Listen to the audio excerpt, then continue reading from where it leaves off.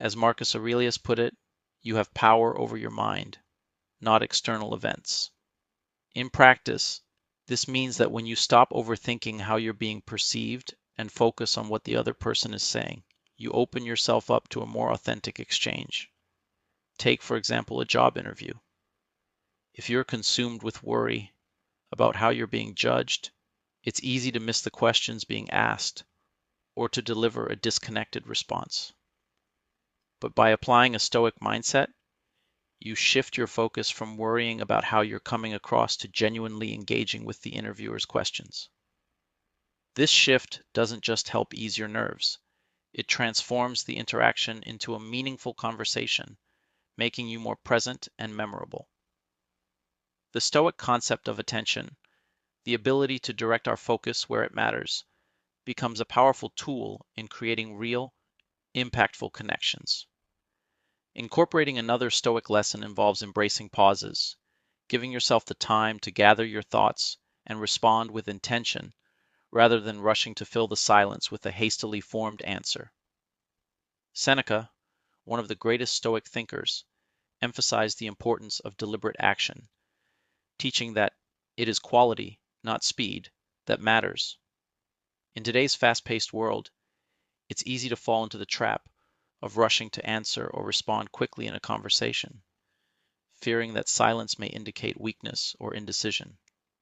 However, taking a brief moment to pause before speaking not only allows you to reflect on the best way to approach the conversation, but it also communicates to others that you value their words and your own response.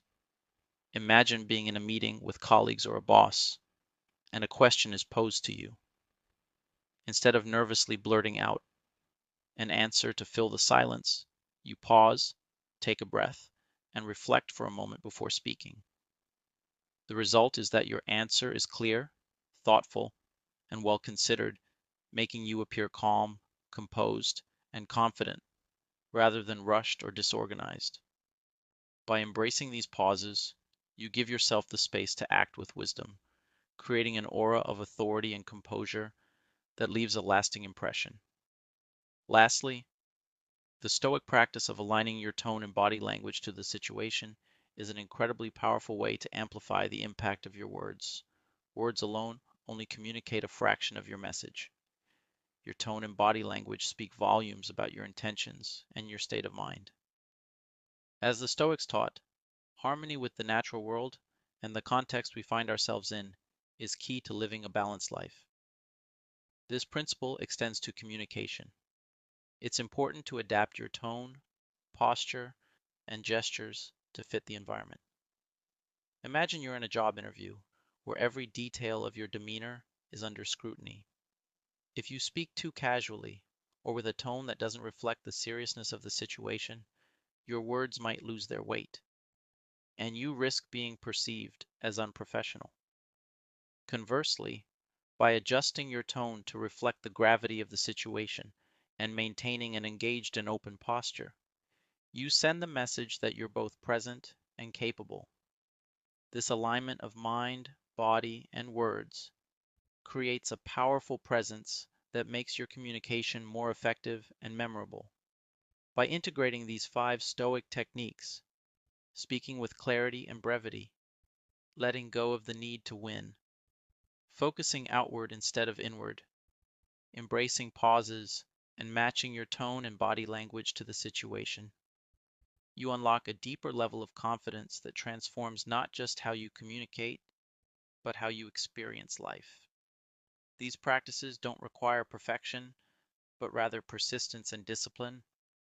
Stoicism isn't about being flawless in every moment. It's about making progress, learning from each interaction, and continually honing the habits that will lead to mastery. Each conversation, whether with a stranger or a loved one, is an opportunity to practice these principles. And over time, you'll find yourself communicating with a calm, composed confidence that reflects a deeper understanding of both yourself and the world around you. What then is the Stoics' role in such a world? It is not to become overwhelmed by the vastness of injustice or the enormity of suffering, but to do what we can. where we can, when we can. The Stoic recognizes that while the forces of the world are vast and beyond our control, there are still small, meaningful acts within our reach. The greater the difficulty, the more glory in surmounting it, said Epictetus. Skillful pilots gain their reputation from storms and tempests. It is through such storms that our virtues are tested, and it is in these moments of adversity that we have the opportunity to make a difference. Voting is one such means, as Marcus Aurelius advises us in his Meditations. When you have the opportunity to do good, do it. It is your duty. Yet, the Stoics' concern is not limited to politics or grand actions. It extends to every small act of kindness and justice.